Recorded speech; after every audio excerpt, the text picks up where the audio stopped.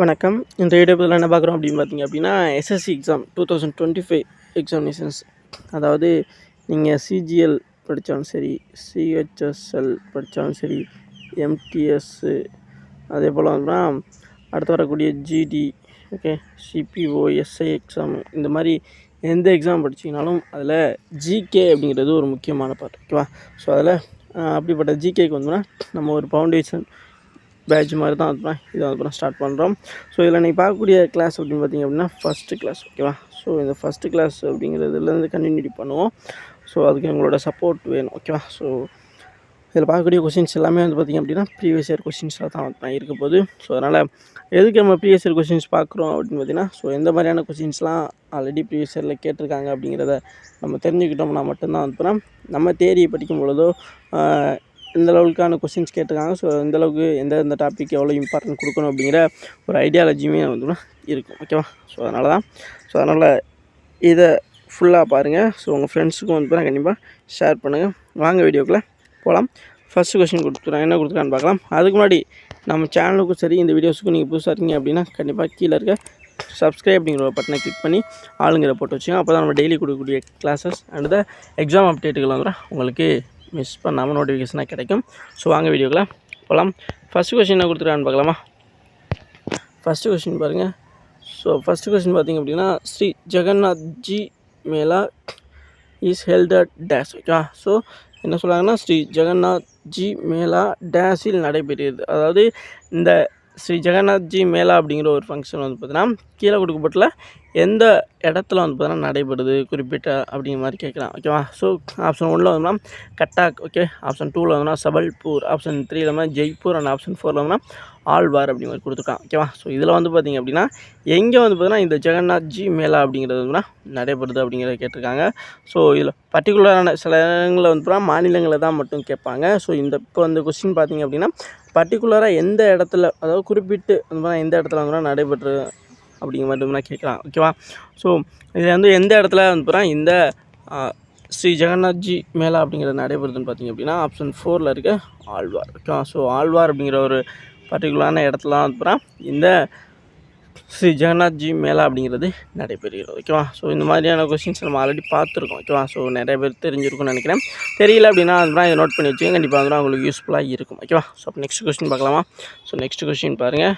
So next question என்ன கொடுத்துருக்காங்க? So next பார்த்தீங்க அப்படின்னா, who among the following lead the revolt of 1857 in Bihar, ஓகேவா? ஸோ அதாவது என்ன கேட்குறாங்க அப்படின்னு பார்த்தீங்கன்னா, பீகாரில் 1857 கிளர்ச்சியை வழிநடத்திய பின்வரும் தலைவர்கள் யார், ஓகேவா? ஸோ 1857 அப்படிங்கிறது பெரும்புரட்சி அப்படிங்கிறது மாதிரி சொல்லலாம், ஓகேவா? ஸோ அந்த பெரும்புரட்சியில் வந்து பார்த்திங்க அப்படின்னா ஒவ்வொரு பகுதியும் வந்து ஒவ்வொருத்தவங்க வந்து தலைமையேற்று அந்த புரட்சியை வந்து கொண்டு போவாங்க, ஓகேவா? ஸோ அதில் வந்து பார்த்திங்கன்னா இங்கே நமக்கு குறிப்பிட்டு எந்த கேட்குறாங்க அப்படின்னு பார்த்திங்க அப்படின்னா பீகாரில் வந்து பார்த்திங்கன்னா யார் வந்து அந்த 1857 நடைபெற்ற பெரும் புரட்சியை வந்து பார்த்தீங்கன்னா அந்த கிளர்ச்சி இருக்குல்ல, புரட்சி சொல்லலாம், கிளர்ச்சின்னு சொல்லலாம், ஓகேவா? ஸோ அந்த இதை வந்து பீகார் பகுதியில் வந்து யாரோட தலைமையில் வந்து இந்த கிளர்ச்சிங்கிறது நடைபெறுச்சு அப்படிங்கிற மாதிரி கேட்குறாங்க, ஓகேவா? ஸோ ஆப்ஷன் 1ல் வந்து பார்த்திங்க அப்படின்னா ராஜேந்திர பிரசாத், ஓகே. ஆப்ஷன் 2ல் வந்துன்னா தேவி சிங், ஓகே. ஆப்ஷன் 3ல் வந்துன்னா ராஜ்குமார் சுக்லா, ஆப்ஷன் 4ல் வந்துன்னா குன்வர் சிங் அப்படிங்கிற மாதிரி கொடுத்துருக்காங்களா?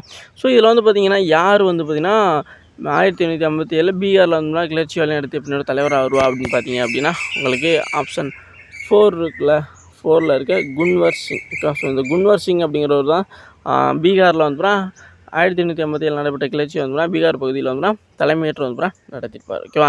ஸோ இந்த குன்வர் சிங் அப்படிங்கிறவர் ரொம்ப ரொம்ப முக்கியமான ஒருத்தர். ஸோ இந்த மாதிரி வந்து ஒவ்வொரு பகுதியும் வந்து இப்போ ஜான்சி வந்து பார்த்தீங்கன்னா ஜான்சி ராணி லட்சுமிபாய் இருக்காங்களா, அவங்க வந்து பார்த்திங்க அப்படின்னா தலைமையேற்று நடத்திருப்பாங்க, ஓகேவா? ஸோ இந்த மாதிரி தான் இப்போ ஜான்சிங்கிறப்போ டக்குன்னு நமக்கு ஜான்சி ராணி லட்சுமிபாய் அப்படிங்கிறவங்க டக்குன்னு ஞாபகம் வரும். ஏன்னா நம்ம அவங்களோட அந்த ஊரோட சேர்த்தே நம்ம படிச்சிருப்போம். ஆனால் இங்கே வந்து குன்வர் சிங் அப்படிங்கிற பீகார் அப்படிங்கிறது நிறைய பேர் புதுசாக இருக்கலாம். ஸோ இந்த மாதிரி கொஸ்டின்ஸ் நிறைய பேர் திரும்ப கேட்டிருக்காங்க. ஸோ அதனால் கண்டிப்பாக தெரிஞ்சுக்கிறேங்க.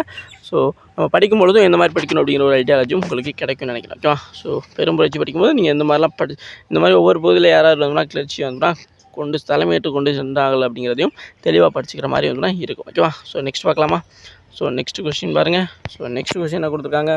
நெக்ஸ்ட் பார்த்திங்க அப்படின்னா, in which year was the 42nd constitutional amendment act past. ஓகேவா, என்ன கேட்குறாங்க அப்படின்னா 42வது அரசியலமைப்பு திருத்த சட்டம் எந்த ஆண்டு நிறைவேற்றப்பட்டது? ஓகேவா, இதுதான் கொஸ்டின். ஓகே, 42வது 42nd அரசியலமைப்பு திருத்த சட்டம். திருத்த சட்டங்கிறது 1 2 அப்படியே ஸ்டார்ட் பண்ணி ஒரு சில திருத்த சட்டங்கள் வந்து பார்த்திங்கன்னா ரொம்ப முக்கியத்துவம் வாய்ந்ததாக தான் இருக்கும். ஸோ அப்படிப்பட்ட ஒன்று தான் இந்த 42வது அரசியலமைப்பு திருத்த சட்டம் அப்படி சொல்லப்படக்கூடியது. இது வந்து எந்த ஆண்டில் வந்து நிறைவேற்றப்பட்டது அப்படின்னு கேட்டிருக்காங்க. ஆப்ஷன் 1ல் வந்து 1978. Okay, so 1978. ஆப்ஷன் 2ல் வந்து 1976 1976. ஆப்ஷன் 3ல் வந்து 1998 1998. ஆப்ஷன் 4ல் வந்து 1986 அப்படி மாதிரி வந்து கொடுத்துருக்காங்களா. ஸோ இதில் வந்து பார்த்தீங்கன்னா எந்த வருஷத்தில் வந்து பார்த்தீங்கன்னா இந்த 42வது கான்ஸ்டியூஷனல் அமெண்ட்மெண்ட் ஆக்ட் வந்து பாஸ் பண்ணப்பட்டது? ஸோ இந்த கொஸ்டின் நிறைய பேர் தெரிஞ்சிருக்கும். ஸோ தெரியலனாலும் தெரிஞ்சுக்கிறேங்க. ஸோ கரெக்டான ஆன்சர் வந்து பார்த்திங்க அப்படின்னா 1976. அப்போ 1976 அப்படிங்கிறது எந்த ஆப்ஷனில் இருக்குது அப்படின்னா ஆப்ஷன் 2ல் தான் இருக்குது. ஸோ அப்போ இதுதான் அப்படின்னா இதில் சரியான ஒரு ஆன்சர் அப்படிங்கிற மாதிரி நம்ம சொல்லலாம். ஓகேவா, புரியுன்னு நினைக்கிறேன். ஸோ 42வது அரசியலமைப்பு திருத்த சட்டம்ங்கிறது 1976ஆம் ஆண்டு தான் வந்து நிறைவேற்றப்பட்டது. ஓகேவா, ஸோ புரியுன்னு நினைக்கிறேன். நெக்ஸ்ட் கொஸ்டின் பார்க்கலாமா. ஸோ நெக்ஸ்ட் கொஸ்டின் பாருங்கள். ஸோ நெக்ஸ்ட் என்ன கொடுத்துருக்காங்க. ஸோ நெக்ஸ்ட் பார்த்திங்க அப்படின்னா who among the following established a unit of horse power that is equal to 1 hour doing 33,000 foot pound of work in 1 minute. So question பெருசாக இருக்கே, கொஞ்சம் வித்தியாசமாக இருக்குது அப்படி மாதிரிலாம் யோசிக்காதீங்க. ரொம்ப சிம்பிளான ஒரு கொஸ்டின் தான். என்னென்னா, பின்னொருட்டில் ஒரு குதிரை 33,000 அடி ஒரு நிமிடத்தில் பவுண்டுகளை வேலை செய்யும் குதிரை திறன் அலகு ஒன்றை நிறுவியது யார்? ஓகே, ஸோ அதாவது ஹார்ஸ் பவர் அப்படிங்கிற ஒரு விஷயம் இருக்குல்ல. ஸோ அதோட ஒரு ஹார்ஸ் பவர் அதோட யூனிட்டுங்கிறது உங்களுக்கு தெரியும் நினைக்கிறேன். ஓகே, ஸோ ஆல்ரெடி நம்மளோட ப்ரீவியஸ் கிளாஸஸ்லாம் நீங்கள் பார்த்துருந்தீங்க அப்படின்னா கண்டிப்பாக தெரிஞ்சிருக்கும். ஓகேவா, ஸோ 792 அப்படிங்கிற மாதிரி வரும். ஓகேவா, ஸோ அதான் வந்து அதோட யூனிட்டாக இருக்கும். ஸோ அப்படிப்பட்டதாக வந்து பார்த்தா இந்த ஹார்ஸ் பவர் அப்படிங்கிற ஒரு விஷயம் இருக்குல்ல, இதை வந்து பார்த்தீங்கன்னா யார் வந்து பார்த்தீங்கன்னா முதல்ல கண்டுபிடிச்சாங்க. ஓகே, ஒரு குதிரைத்திறன் அப்படிங்கிறது வந்து இவ்வளவு தான், அதாவது யூனிட் ஆஃப் ஹார்ஸ் பவர் அப்படிங்கிற விஷயம்லாம் இருக்குல்ல, இதை வந்து பார்த்தீங்கன்னா யார் வந்து முதல்ல கண்டுபிடிச்சா, இது யார் வந்து இன்ட்ரடியூஸ் பண்ணா அப்படிங்கிற ஒரு விஷயத்தை தான் இங்கே கொஸ்டின்ஸை கேட்டுருக்காங்க. ஓகேவா, ஸோ அவ்வளோதான் கொஸ்டின். ஸோ அப்படி பார்க்கும்பொழுது நீங்கள் இதை வந்து யார் கண்டுபிடிச்சா அப்படிங்கிற லிஸ்ட்லாம் இருக்குங்களா, அதை படிச்சிருந்தீங்க அப்படின்னா இது ஈஸியாக நீங்கள் கண்டிப்பாக சொல்லியிருக்கலாம். ஆப்ஷன் 1ல் வந்து ஜேம்ஸ் பிளாக். ஓகேவா, ஸோ ஆப்ஷன் 2ல் வந்து ஜேம்ஸ் க்ரோல். ஆப்ஷன் 3ல் வந்து பார்த்தீங்கன்னா ஜேம்ஸ் வாட். ஆப்ஷன் 4ல் வந்து ஜேம்ஸ் டிவைட் டானா. ஓகேவா, ஸோ நிறைய பேருக்கு அந்த ஜேம்ஸ் அப்படிங்கிற வார்த்தை வந்து தான் தெரிஞ்சிருக்கும். ஸோ அதனால தான் இங்கே வந்து ஆப்ஷன்ஸுமே நமக்கு வந்து ஜேம்ஸ் அப்படிங்கிற மாதிரி ஸ்டார்ட் பண்ணுற மாதிரி வந்து கொடுத்து நம்மளை வந்து கன்ஃபியூஸ் பண்ணுறாங்க. ஓகேவா, ஸோ அப்போ இதில் வந்து பார்த்திங்கன்னா ஜேம்ஸ் பிளாக்கா, க்ரோலா, வாட்டா அண்ட் ட்வைட் டானாவா. ஓகேவா, ஸோ எல்லாருக்குமே தெரியும் ஜேம்ஸுங்கிறதுல ஸ்டார்ட் ஆகுது அப்படிங்கிற மாதிரி சில பேருக்கு தெரிஞ்சுக்கலாம். பட் வந்து அதில் எண்டில் முடிகிற நேம் வந்து பார்த்தீங்கன்னா வாட்டா, க்ரோலா, பிளாக்கா, டானாவா அப்படிங்கிறது தான் கன்ஃபியூஷனாக இருக்கும். ஸோ இதில் சரியானது, அதாவது இந்த யூனிட் ஆஃப் ஹார்ஸ் பவர் அப்படிங்கிற ஒரு விஷயத்தை வந்து சொன்னது யார் அப்படின்னு பார்த்தீங்கன்னா ஆப்ஷன் 3ல் இருக்க James Watt. Okay, so James what அப்படிங்கிறவர் தான் பார்த்திங்க அப்படின்னா இந்த ஒரு குதிரைத்திறன் அப்படிங்கிறத பற்றியான விஷயத்தை அழகு என்ன இவ்வளவு தான் அப்படிங்கிற ஒரு விஷயத்த சொன்னவர் வந்து தான் யாருன்னா ஜேம்ஸ் வாட் அப்படின்னு சொல்லப்படக்கூடிய இவர் தான் வரும். ஓகேவா, ஸோ சரியான ஆன்சர் வந்துன்னா ஆப்ஷன் 3ல் இருக்க James Watt. Okay, so next question பார்க்கலாமா. ஸோ நெக்ஸ்ட் கொஸ்டின் பாருங்கள். ஸோ நெக்ஸ்ட் என்ன பார்த்தீங்க அப்படின்னா which of the following is an autobiography of the famous cricketer Sourav Ganguly. ஓகேவா, ஸோ இங்கே என்ன கேட்குறாங்க அப்படின்னு பார்த்தா எப்போவுமே வந்து எஸ்எஸ்சி எக்ஸாம் பொறுத்த வரைக்கும் வந்து ஒரு புக்ஸ் ஒரு 25 கொஸ்டின்ஸ் உள்ள ஒரு ஜிகே டாபிக் இருக்குது அப்படின்னாலும் சரி, அதே 50 கொஸ்டின்ஸ் இருக்க ஜிகே பகுதியாக இருந்தாலும் சரி, அதில் 50 கொஸ்டின் அப்படின்னா 2-3 புக்கு கேட்பாங்க. அது இது வந்து பார்த்தா 25 கொஸ்டின்ஸ் இருக்க இது என்ன அப்படின்னு பார்த்தீங்கன்னா 1-2 கொஸ்டின் அப்படின்னா புக்ஸை வச்சு கேட்பான். ஆனால் கண்டிப்பாக ஒரு கொஸ்டின்ஸ் வரும், சில இதில் 2 கொஸ்டின்ஸ் வந்துன்னா புக்ஸ் வச்சு கேட்கவும் வாய்ப்பு இருக்குது. ஓகேவா, ஸோ அதனால் இந்த 1-2 கொஸ்டின்ஸ் வரைக்கும் வந்து கேட்கப்படக்கூடிய இந்த புக் டாப்பிக்லேருந்து கண்டிப்பாக நம்ம ஒரு கொஸ்டின்ஸ் எல்லா கிளாஸில் பார்த்தா தான் வந்து கண்டிப்பாக வந்து அதை வந்து நம்மளால் கரெக்டாக எந்த கொஸ்டின் வேணால் கேட்கலாம், அதை வந்து கரெக்டாக நம்மளால் கரெக்ட் பண்ண முடியும். ஸோ இங்கே என்ன கேட்டிருக்காங்க அப்படின்னு பார்த்தீங்கன்னா ஃபேமஸ் கிரிக்கெட் பிளேயராக இருக்க சௌரவ் கங்குலி இருக்கார்ல, பின்னொரு பிரபல கிரிக்கெட் வீரர் சௌரவ் கங்குலியின் சுயசரிதை எது அப்படிங்கிற மாதிரி தான். ஓகே, ஸோ கிரிக்கெட் வீரராக இருக்க சௌரவ் கங்குலியோடைய சுயசரிதை நூல் தான் என்னென்னு மாதிரி கேட்டிருக்காங்க. இங்கே ஆப்ஷன்ஸ் 4 ஆப்ஷன்ஸில் 4 டைட்டில் வந்து கொடுத்துருக்காங்க. ஓகேவா, என்னென்ன கொடுத்துருக்காங்க. ஆப்ஷன் 1ல் வந்து ஷார்ட்டட் ஹிஸ்ட்ரி. ஓகே, ஸோ வரலாற்றில் ஒரு ஷார்ட் அப்படின்னு சொல்கிறாங்க. ஆப்ஷன் 2ல் வந்து த ட்ரீம் ஆஃப் ரிவால்யூஷன், அதாவது புரட்சியின் கனவு அப்படிங்கிற மாதிரி சொல்கிறாங்க. ஆப்ஷன் 3ல வந்து எ செஞ்சுரி இஸ் நாட் எனஃப், அதாவது ஒரு நூற்றாண்டு போதாது அப்படிங்கிற மாதிரி சொல்கிறாங்க. ஆப்ஷன் 4ல வந்து memory of my life and times அப்படிங்கிற மாதிரி சொல்கிறாங்க, அதாவது என் வாழ்க்கை மற்றும் காலத்தின் நினைவுகள் அப்படிங்கிற மாதிரி கொடுத்துருக்காங்க. ஓகேவா. ஸோ ஆப்ஷன் சி இங்கிலீஷ்லேயும் இருக்குது, தமிழ்லேயும் இருக்குது. ஸோ எது உங்களுக்கு ப்ரிப்பரபுளாக ஞாபகம் வச்சுக்கிட்டு இருக்குமோ அதை வந்து ஞாபகம் வச்சுக்கிறங்க.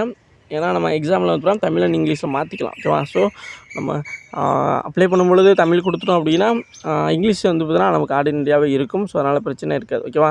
ஸோ நீங்கள் அப்ளை பண்ணும்போது இங்கிலீஷாக கொடுத்துட்டீங்க அப்படின்னா உங்களுக்கு பிரச்சனை. ஏன்னா அங்கே வந்து பார்த்தீங்கன்னா எக்ஸாமில் இங்கிலீஷானதை ஹிந்தி மட்டும் தான் உங்களுக்கு வரும். நீங்கள் இங்கிலீஷ் அப்படிங்கிறத ஆப்ஷனபிள் லாங்குவேஜாக கொடுத்தீங்கன்னா மட்டும். அதே இது நீங்கள் கொடுக்கும்போதே தமிழில் கொடுத்துட்டீங்க அப்படின்னா உங்களுக்கு தமிழ் அப்புறம் இங்கிலீஷ் அண்ட் ஹிந்தி வந்து பார்த்தா இது 3 லாங்குவேஜுமே ஆர்டினரியாக இருக்கும். ஸோ அதனால் பிரச்சனை இருக்காது. ஸோ அதனால தான் சொல்கிறேன், இங்கிலீஷ்லேயோ அல்லது தமிழ்லையோ வந்து தெளிவாக படிச்சிட்டிங்க அப்படின்னா ஈஸியாக வந்து நான் ஆன்சர் போடுறதுக்கு வசதியாக இருக்கும். ஓகேவா. எஸ். ஸோ அப்போ இங்கே சௌரவ் கங்குலி அப்படிங்கிறவர் வந்து ஃபேமஸ் கிரிக்கெட்டராக இருக்கார். அவரோட ஆட்டோபயோகிராஃபி நூல் வந்து என்ன நேமில் இருக்கும் அப்படின்னு பார்த்தீங்க அப்படின்னா உங்களுக்கு ஆப்ஷன் 3ல இருக்க எ செஞ்சுரி இஸ் நாட் எனஃப் அப்படிங்கிறது தான் சரியான ஒன்று. ஸோ இதுதான் அப்புறம் சௌரவ் கங்குலி இருக்கார்ல அவருடைய ஆட்டோபயோகிராஃபி நூலாக வந்து இருக்குது. ஓகே. ஸோ சௌரவ் கங்குலி அப்படிங்கிறவர் அப்புறம் பிசிசியோட தலைவராக வந்து இருந்திருக்கார் ஆல்ரெடி.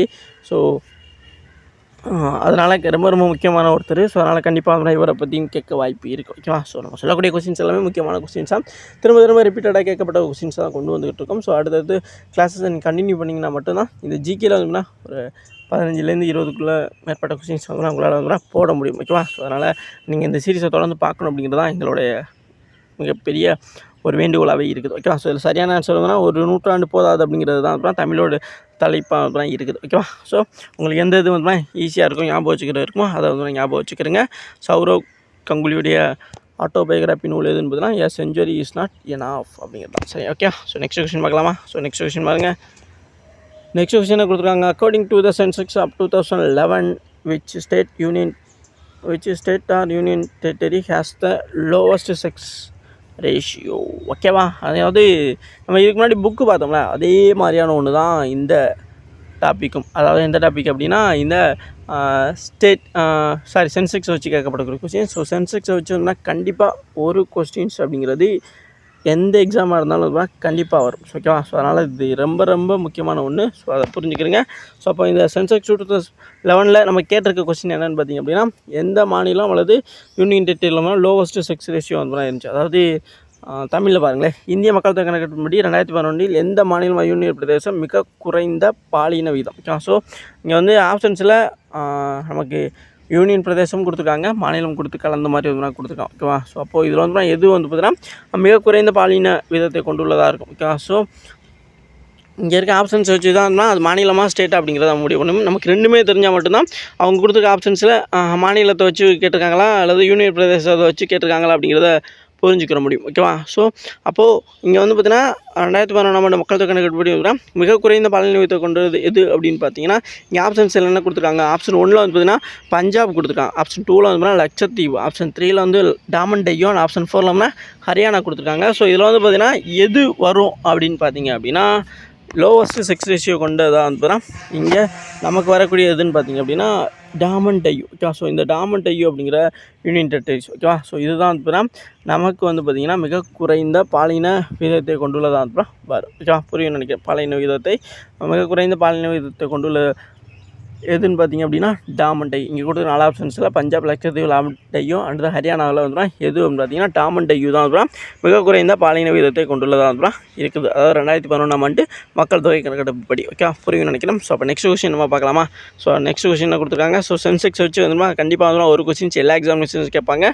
ஸோ சிபிஓ எஸ்ஐயில் வந்து 2-3 கொஸ்டின்ஸ் கேட்பாங்க. ஸோ அதனால் கண்டிப்பாக வந்து ஞாபகம் வச்சுக்கிறீங்க. ஸோ மெயின்ஸ்லையுமே வந்து இது ரிஃப்ளெக்ட் ஆகும். ஓகேவா. ஸோ நெக்ஸ்ட் கொஸ்டின் பார்க்கலாம். ஸோ நெக்ஸ்ட் கொஸ்டினை கொடுத்துருக்காங்க. ஸோ நெக்ஸ்ட் பார்த்தீங்க அப்படின்னா which Indian musician personalities native place in west Bengal. ஓகேவா. அதாவது என்ன கேட்குறாங்க அப்படின்னா மேற்கு வங்காளத்தில் எந்த இந்திய இசைக்கலைஞர் ஆளுமையின் சொந்த இடம். அதாவது யார் வந்து வெஸ்ட் பெங்கால் இருக்கிற மாநிலம் அது வந்து கீழே கொடுக்கப்பட்டுள்ள எந்த இசைக்கலைஞருடைய சொந்த மாநிலம் அப்படிங்கிற மாதிரி கேட்டிருக்காங்க. ஓகே, ஸோ அங்கே ஆப்ஷன் 1ல் வந்து நௌஷத், ஆப்ஷன் 2ல் வந்து பார்த்திங்க அப்படின்னா ஓபி நாயர், ஓகே, ஆப்ஷன் 3ல் வந்து இளையராஜா, ஆப்ஷன் 4ல் வந்து பப்பி லக்ரி அப்படிங்கிற மாதிரி கொடுத்துருக்காங்க. ஓகேவா, ஸோ இதில் வந்து பார்த்திங்க அப்படின்னா யார் வர வாய்ப்பு இருக்குது? ஓகேவா, ஸோ வெஸ்ட் பெங்காலில் வந்து சொந்த மாநிலமாக கொண்ட இசைக்கலைஞர் யாராக இருப்பாங்க? நௌஷத்தா, ஓபி நாயரா, இளையராஜாவா, பாபி லக்ரி? இதில் வந்து டக்குன்னு நம்மளால் ஆப்ஷன்ஸ் எலிமினேட் பண்ண முடியும். ஈஸியாக வந்து பார்த்தீங்கன்னா இளையராஜா அப்படிங்கிறவர் தமிழ்நாட்டை சேர்ந்தவர் அப்படிங்கிறது நமக்கு எல்லாருக்குமே தெரியும். ஸோ மிச்சம் இருக்க 3 ஆப்ஷன்ஸ்லாம் உங்களுக்கு வந்து கன்ஃபியூஷன் பண்ணவும் வாய்ப்பு இருக்கும். ஓகேவா, ஸோ இதில் வந்து பார்த்தீங்கன்னா யார் வந்து பார்த்திங்க அப்படின்னா இந்த வெஸ்ட் பெங்காலில் வந்து பார்த்தீங்கன்னா சொந்த நேட்டிவ், அதாவது சொந்த மாநிலமாக கொண்டவர் அப்படின்னு பார்த்திங்க அப்படின்னா ஆப்ஷன் 4ல் இருக்க பாபி லக்ரி. ஓகே, ஸோ இந்த பாபி லக்ரி அப்படிங்கிறவர் தான் இந்த மேற்கு வங்காளத்தை வந்து சொந்த மாநிலமாக கொண்டவர். ஓகேவா, ஸோ நம்ம ஆல்ரெடி சொன்ன மாதிரி இளையராஜாங்கிறவர் நம்ம தமிழ்நாட்டை தெரிஞ்சவர் அப்படிங்கிறது எல்லாருக்குமே கண்டிப்பாக தெரியும். ஸோ அவர் வந்து ஒரு மாநிலங்களவை உறுப்பினராக, அதாவது பிரசிடென்ட் வந்து பார்த்திங்கன்னா எத்தனை உறுப்பினரை பரிந்துரைப்பார் மாநிலங்களவைக்கு?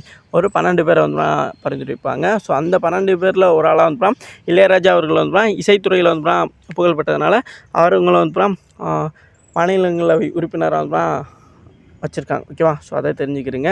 ஸோ ஏன்னா எதன் அடிப்படையில் வந்து இளையராஜா அவர்கள் வந்து மாநிலங்களவை உறுப்பினராக வந்து வந்தார் அப்படிங்கிறது நமக்கு தெரியும்ல. அந்த 12 மெம்பரில் ஒரு ஆளாக வந்து இவர் வந்து இசைத்துறையில் புகழப்பட்டதுனால நியமனம் பண்ணப்பட்டிருக்கார். ஓகேவா, ஸோ அது தெரிஞ்சுக்கணும். ஸோ இளையராஜா அவர்கள் வந்து தமிழ்நாட்டை சேர்ந்தவர் அப்படிங்கிறது வந்து தெரிஞ்சுக்கணும். ஏன்னா நம்ம கொஸ்டின் சொன்னால் எந்த மாதிரி அமைச்சிருக்காங்க பார்த்தீங்களா? ஸோ வெஸ்ட் பெங்காலை சேர்ந்தவராக யார் வந்து சொந்த மாநிலம் கொண்டவர் அப்படிங்கிற மாதிரி கேள்வி கேட்டிருக்காங்க. ஸோ ஒரு சில நேரங்களில் நம்ம இப்போ பார்த்த மாதிரி தான், அதாவது இளையராஜா அப்படிங்கிறவர் வந்து சிம்பனி, இப்போ ரீசெண்டாக வந்து சிம்பனியில் வந்து தன்னோட இசையை வந்து இது பண்ணியிருக்காரு. ஓகேவா, ஸோ அதனால் ரொம்ப ரொம்ப முக்கியத்துவம் வாய்ந்தது வந்து அந்த சிம்பனி. ஸோ அதனால் கண்டிப்பாக இப்படியும் கொஸ்டின்ஸ் கேட்கப்படலாம் அப்படிங்கிறதுக்கான ஒரு எடுத்துக்காட்டை தான் நான் இது சொல்லியிருக்கேன்.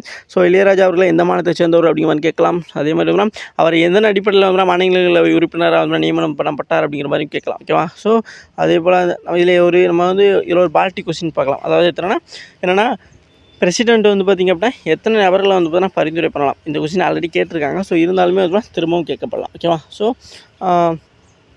இந்த மாதிரி நிறைய கொஸ்டின்ஸ், ஒரு கொஸ்டின்ஸை வச்சு நம்ம நிறைய கொஸ்டின்ஸை வந்து லேர்ன் பண்ண முடியும், அதாவது ரீகாலும் பண்ண முடியும். ஸோ அதனால் கண்டிப்பாக இந்த மாதிரியும் நீங்கள் படிச்சிங்க அப்படின்னா கண்டிப்பாக வந்து உங்களாலையும் வந்து நிறைய கொஸ்டின்ஸை மெமரைஸ் பண்ணிக்க முடியும். ஓகேவா, ஸோ நெக்ஸ்ட் கொஸ்டின் பார்க்கலாமா? ஸோ நெக்ஸ்ட் கொஸ்டின் பாருங்கள். ஸோ நெக்ஸ்ட் கொஸ்டின் என்ன கொடுத்துருக்காங்க? ஸோ நெக்ஸ்ட் கொஸ்டின் பார்த்திங்க அப்படின்னா where is the Mahabodhi temple situated? ஓகேவா, ஸோ இங்கே என்ன கொடுத்துருக்காங்க அப்படின்னா மகாபோதி கோவில் எங்கே?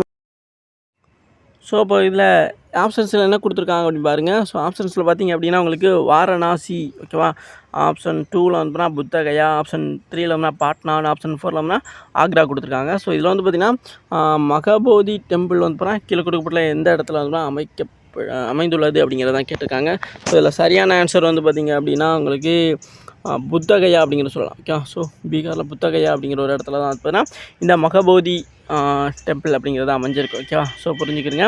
சில நேரங்களில் மாநிலங்களும் கேட்பாங்க. ஸோ அதனால தான் வந்து மாநிலத்தை நான் முதல்ல சொன்னேன். ஸோ இங்கே வந்து பார்த்தீங்கன்னா புத்தகயா அப்படிங்கிற ஒரு இடத்துல வந்து இந்த மகாபோதி கோவில் வந்து பார்த்தீங்கன்னா அமைந்துள்ளது. ஓகேவா, ஸோ மாநிலங்களும் தெரிஞ்சுக்கணும். ஸோ குறிப்பிட்ட எந்த இடத்துல அமைஞ்சிருக்கு அப்படிங்கிறது தெரிஞ்சுக்கணும். நம்ம முதல் கொஸ்டின் பார்த்தோமா, முதல்ல வந்து சில நேரங்களில் மாநிலங்களில் மட்டும் கெட்டு போயிடும், ஸ்டேட்டை மட்டும் கெட்டு போயிட்டே இருப்பாங்க. ஸோ இப்போ வந்து பார்த்திங்கன்னா ரொம்ப எக்ஸாக்டான ஒரு இடத்த வந்து கேட்குறாங்க. ஓகேவா, ஸோ நம்ம 2 விஷயத்தையும் தெரிஞ்சுக்கிட்டோம்னா மட்டும்தான் வந்து தெளிவாக வந்து ஆன்சர் பண்ண முடியும், எப்படி அவங்க கொஸ்டின்ஸ் கேட்டாலுமே. ஓகேவா, ஸோ புரிஞ்சிருக்கும்னு நினைக்கிறேன். ஸோ இதில் சரியான ஆன்சர் வந்து Bodh Gaya. Okay, so Mahabodhi temple வந்து எங்கே அமைஞ்சிருக்குன்னு புத்தகயாவில் வந்து அமைஞ்சிருக்கு. ஓகே, ஸோ நெக்ஸ்ட் கொஸ்டின் பார்க்கலாமா? ஸோ நெக்ஸ்ட் கொஸ்டின் பாருங்கள். ஸோ நெக்ஸ்ட் கொஸ்டின் கொடுத்துருக்காங்க, what is the most powerful weapon that enable the parliament to ensure the executive accountability? Okay, so இங்கே என்ன சொல்கிறாங்க அப்படின்னா நிர்வாக பொறுப்புக்கூறலை உறுதிப்படுத்த பார்லிமெண்டத்திற்கு உதவும் சக்தி வாய்ந்த ஆயுதம் இது. ஓகே, ஸோ நிர்வாக பொறுப்புக்கூறலை, இப்போ வந்து நிர்வாக பொறுப்புக்கூறல் அப்படின்னு பார்த்திங்க அப்படின்னா ஆளுங்கட்சி இருக்காங்கள்ல, அதாவது இப்போது ஒரு ஸ்டேட்டில் வந்து சிஎம்மாக இருப்பாங்கள்ல, அவங்க தான் வந்து ஆளுங்கட்சியாக இருப்பாங்க. சில இடத்துல அந்த பார்ட்டியாக இருக்கட்டும், அதோட வந்து சில இடங்களில் கூட்டணியாக அமைச்சிருப்பாங்க. ஓகேவா, அந்த பார்ட்டிகளோட வந்து ஆப்போசிட் பார்ட்டி இருப்பாங்களே, எதிர்கட்சியாக இருக்கவங்க வந்து அந்த ஆளுங்கட்சியாக இருக்கவங்கள மேலே வந்து அதிருப்தி அப்படின்னா வந்து அவங்களோட ஆட்சியில் வந்து நம்பிக்கை இல்லாமல் இருக்காங்க அப்படிங்கிற மாதிரி வச்சுங்களேன். அதனால் நம்பிக்கை இல்லை அப்படின்னா அவங்களோட செயல்பாடு சரியில்லை அப்படின்னா வந்து ஒரு விஷயத்தை வந்து சட்டசபையில் வந்து கொண்டு வர நினைப்பாங்க. ஓகேவா, ஸோ சட்டசபையாக இருக்கட்டும், அதே இது வந்து பாராளுமன்றமாக இருக்கட்டும். ஓகே, ஸோ ஸ்டேட்டில் என்ன நடக்குதோ அதே தான் பார்லிமெண்ட்லேயும் பெரும்பாலும் அதிகமாக நடக்கும். ஸோ அதே தான் இப்போ பார்லிமெண்ட்டை வச்சு தான் நம்ம கேட்குறோம். ஓகே, ஸோ பார்லிமெண்ட்னா பார்லிமெண்ட்னா பார்லிமெண்டம். ஓகே, ஸோ பார்லிமெண்டத்தில் இப்போது நம்மளை யார் ஒட்டுமொத்தமாக வந்து பார்த்தீங்கன்னா இந்தியாவை வந்து பார்த்தீங்கன்னா யார் ஆள்றாங்க பிரதமராக இருக்காங்களோ அவங்க மேலே வந்து பார்த்தீங்கன்னா அவங்க ஆட்சி மேலே வந்து பார்த்தீங்கன்னா அதிருப்தி, அதாவது அவங்களோட செயல்பாடுகளும் சரியில்லை அப்படின்னா அவங்கள்ட்ட இருக்காங்கள கவுண்டு அப்படின்னா யாருக்கிட்ட வந்துன்னா அதிக எம்பிஸ் இருக்காங்களோ ஸோ மக்களவையை பொறுத்த வரைக்கும் வந்துன்னா அதிகம் வந்துன்னா மக்களவை உறுப்பினர் யார் இருக்காங்களோ அவங்க வந்து பார்த்தீங்கன்னா யார் வந்துன்னா யாருக்கு வந்துன்னா அதிக ஓட்டளிக்கிறாங்களோ அவங்க தான் வந்து பிரதமராக இருப்பாங்க. ஸோ அப்படிப்பட்ட அந்த பிரதமர் வேட்பாளரை வந்து அதிகபட்சமாக வந்து சொல்கிறாங்களா அந்த மக்களவை உறுப்பினர்கள் வந்துன்னா மறுபடியும் வந்து அவங்க மேலே வந்துன்னா ஒரு இது வந்து கேட்பாங்க, அதாவது அவங்களுக்கு மேலே ஆதரவு இருக்கா இல்லை அப்படிங்கிறத வந்து கேட்பாங்க. ஸோ அதுக்கு தான் என்ன பேர் அப்படிங்கிறது இங்கே கேட்குறாங்க. ஆப்ஷன் 1 வந்து பார்த்தீங்கன்னா option approval or the refusal of law, அதாவது சட்டங்களுக்கு ஒப்புதல் அல்லது மறுப்பு. ஓகே. ஆப்ஷன் 2ல் வந்து the no confidential motion. Okay. அதாவது ஆப்ஷன் 2ல் நம்பிக்கையில்லா இயக்கம், தீர்மானம் கூட சொல்லுவாங்க. ஓகே. ஸோ இங்கே வந்து நம்பிக்கையில்லா இயக்கம் சொல்கிறாங்க, தீர்மானம் கூட சொல்லலாம். ஓகே. ஸோ தீர்மானம் சொல்லலாம். ஆப்ஷன் 3ல் வந்து கன்ஃபர்மேஷன் ஆஃப் டெரிட்டிஸ், அதாவது ஒப்பந்தங்களை உறுதிப்படுத்தல், கன்ஃபர்மேஷன் கொடுக்குறது அப்படின்னு சொல்லுவாங்க. ஆப்ஷன் 4ல் வந்து டெலிபரேஷன் அண்ட் த டிஸ்கஷன், இது விவாதம் மற்றும் எதுவுமே தான் டெலிபரேஷனுங்கிறது வந்துன்னா ஓகே. ஸோ விவாதம் மற்றும் ரெண்டுமே விவாதத்தை சொல்லக்கூடியதான். ஓகேவா? ஸோ புரிஞ்சிருக்குன்னு நினைக்கிறேன். ஸோ இங்கே வந்து நமக்கு நான் முதல் சொன்ன மாதிரி தான் நிர்வாக பொறுப்பு கூறலை உறுதிப்படுத்த. நிர்வாக பொறுப்பு கூறலாம் சொன்னேன்னா ஆளுங்கட்சியாக இருக்கவங்களுடைய செயல்பாடு சரியில்லாதனால அவங்களுக்கான சப்போர்ட்டை வந்து உறுதிப்படுத்துறதுக்காக என்ன மாதிரியான ஒரு விஷயத்தை வந்து பயன்படுத்துவாங்க அப்படிங்கிறது, ஆயுதமாக பயன்படுத்துவாங்க அப்படிங்கிறது தான் கேட்குறாங்க. ஓகேவா? ஸோ இங்கே ஆப்ஷன் 1 வந்து அப்போ இங்கே கொடுத்துருக்க ஆப்ஷன்ஸ் அடிப்படையில் வந்து எது வரும் அப்படின்னு பார்த்திங்க அப்படின்னா the no confidential motions. Okay. So எதிர்கட்சிகள் வந்து என்ன பண்ணும் அப்படின்னா நம்பிக்கையில்லா தீர்மானம் வந்து கொண்டு வருவாங்க. நம்பிக்கையில்லா தீர்மானம் அப்படின்னு பார்த்திங்க அப்படின்னா அவங்களோட ஆளுங்கட்சியோட செயல்பாடு சரியில்லாதனால ஆல்ரெடி வந்து அவங்களுக்கு சப்போர்ட் பண்ணியிருப்பாங்கல்ல மக்களவை உறுப்பினருக்கலாம், அவங்களாம் வந்து மறுபடியும் இப்போதைக்கு வந்து பார்த்தீங்கன்னா தற்சமயத்தில் வந்து பார்த்திங்கன்னா மறுபடியும் அவங்களுக்கு தான் சப்போர்ட் பண்ணுறாங்களா இல்லை அப்படிங்கிறத செக் பண்ணுறது தான். இப்போ ஒரு வேளை வந்து ஆல்ரெடி சப்போர்ட் பண்ணவங்க இந்த நம்பிக்கையில்லா தீர்மானத்தப்போ வந்து பார்த்தீங்கன்னா சப்போர்ட் பண்ணாமல் போயிட்டாங்க அப்படின்னா அந்த ஆட்சி வந்து பார்த்தீங்கன்னா கலைக்கப்பட்டுரும். ஸோ மறுபடியும் புதுசாக வந்து யார் வந்து அந்த உறுப்பினர்லாம் ஓட்டளிச்சு இவர் வந்து பிரதமர் வேட்பாளராக இருக்கலாம் அப்படிங்கிற மாதிரி சொல்கிறாங்களோ அவங்க தான் புது பிரதமர் ஆகிறாங்க. இல்லை ஆல்ரெடி சப்போர்ட் பண்ணவங்களே வந்து மறுபடியும் சப்போர்ட் பண்ணுறாங்க அப்படின்னா அந்த நம்பிக்கையில்லா தீர்மானம் வந்து தோல்வியாயிரும். ஓகேவா? ஸோ அது வெற்றி ஆகுது அப்படின்னு பார்த்திங்க அப்படின்னா அந்த ஓட்டளிச்சவங்களாம் திரும்பி ஓட்டளிக்காமல் இருந்தாங்க அப்படின்னா அது வெற்றி ஆயிரும். ஏன்னா ஆட்சி கலைக்கப்பட்டு புதுசாக வந்து வேறு ஒருத்தவங்க பிரதமராக ஆவாங்க. அது எதுவும் அது வந்து பார்த்திங்கன்னா எல்லாருமே சப்போர்ட் பண்ணிட்டாங்க அப்படின்னா அது வந்து தோல்வியில் முடிஞ்சிடும் அப்படிங்கிற மாதிரி சொல்லுவாங்க. ஓகேவா? ஸோ இதெல்லாம் வந்து பார்லிமெண்ட்ரி அஃபேர்ஸில் வந்து படிக்கக்கூடியதாக இருக்கும். ஸோ ரொம்ப ரொம்ப முக்கியமான ஒன்று. ஸோ தெரிஞ்சுக்கிறேங்க. ஸோ நெக்ஸ்ட் கொஸ்டின் பார்க்கலாம். ஸோ நெக்ஸ்ட் கொஸ்டின் என்ன கொடுத்துருக்காங்க, வாட் இஸ் த ஓகேவா? ஸோ இங்கே வந்து இது எக்கனாமிக்ஸ் டாபிக்லேருந்து கேட்கப்பட்ட question. What is the dimension related to the sustainability of micro finance institution in India? ஓகேவா? ஸோ இந்தியாவில் நுண்நிதி நிறுவனங்களின் நிலைத்தன்மையுடன் தொடர்புடைய பரிமாணம் என்ன அப்படி மாதிரி கேட்குறாங்க. So option 1 dependency on donor funding. Option 2 limited social, அதாவது நன்கொடையில்லாத நிதி சார்ந்து இருத்தல். ஆப்ஷன் 2 லிமிடெட் சோஷியல் இன்ஃபேக்ட், அதாவது வரையறுக்கப்பட்ட சமூக தாக்கம். Option 3 high profit margins. ஓகேவா? ஸோ அதிக லாப வரம்புகள். ஆப்ஷன் 4 எக்ஸசிவ் இன்ட்ரெஸ்ட் ரேட், அதாவது அதிகப்படியான வட்டி வீதங்கள் அப்படி மாதிரி சொல்கிறாங்க. ஓகேவா? ஸோ இது என்ன அப்படிங்கிற கொஸ்டின் பார்த்திங்க அப்படின்னா ஸ்மால் ஃபைனான்ஸ்லாம் இருக்காங்களா, ஸோ அவங்களுக்கு வந்து பார்த்திங்க அப்படின்னா யார் நிலைத்தன்மையோட தொடர்புடைய பரிமாணம் அப்படின்னு சொல்லுவாங்க. ஓகேவா? ஸோ மைக்ரோ ஃபைனான்ஸ்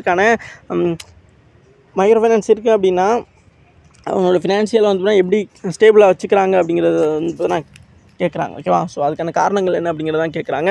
ஸோ இதில் சரியானது வந்து பார்த்திங்க அப்படின்னா உங்களுக்கு மைக்ரோ ஃபைனான்ஸ் வந்து ஸ்டேபிளாக அவங்களோட இதை வச்சுக்கிற காரணம் வந்து நன்கொடை எல்லாருக்கும் நிதியை சார்ந்திருத்தல். ஓகேவா? ஸோ இப்போது பெரிய பெரிய பணக்காரங்களாம் என்ன பண்ணுவாங்க அப்படின்னு பார்த்தீங்கன்னா மைக்ரோ ஃபைனான்ஸ் இருக்குது, அவங்களுக்கு கீழே தான் மைக்ரோ ஃபைனான்ஸே வச்சுருப்பாங்க. ஓகேவா? ஸோ அவங்க வந்து பெரிய பெரிய பணக்காரங்க தான் வந்து பார்த்திங்கன்னா மைக்ரோ ஃபைனான்ஸ் வந்து பார்த்திங்கன்னா ரன் பண்ணுவாங்க. ஸோ அப்படிப்பட்ட பணக்காரங்களுக்கு தான் ஃபண்டு வந்து கொடுத்துக்கிட்டே இருப்பாங்க. ஓகேவா? ஸோ பேங்க் அவங்களோட மைக்ரோ ஃபைனான்ஸ் வந்து ஸ்டேபிளாக இருக்கணும். அதாவது சில நேரங்களில் வந்து அதிக கடன் போகும், சில நேரங்களில் கடனே போகாமல் இருக்கும். அப்போ அதிக கடன் போகிறப்போ வந்து பேங்கோட கேபிட்டல் வந்து குறைஞ்சிட்டே இருக்கும். ஸோ அந்த இடத்துல வந்து அந்த பணக்காரங்களாம் வந்து பார்த்தீங்கன்னா அதுக்கு வந்து ஃபண்டு வந்து பார்த்தீங்கன்னா இன்வெஸ்ட்மெண்ட் பண்ணுவாங்க. ஸோ அதை தான் வந்து சொல்கிறது நன்கொடையில் நிதி சார்ந்திருத்தல்.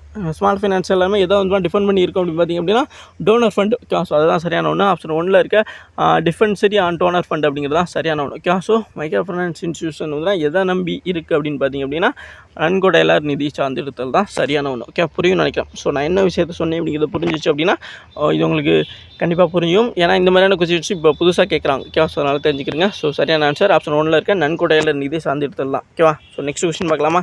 ஸோ நெக்ஸ்ட் கொஸ்டின் பாருங்கள். So thank you cash okay. So thank you. இது வரைக்கும் வீடியோ ஃபுல்லாக பார்த்து மிக்கண்டு இதே மாதிரி கிளாஸஸ்க்கு நம்ம சேனல் தொடர்ந்து ஃபாலோ சப்ஸ்கிரைப் பண்ணி வச்சுங்க.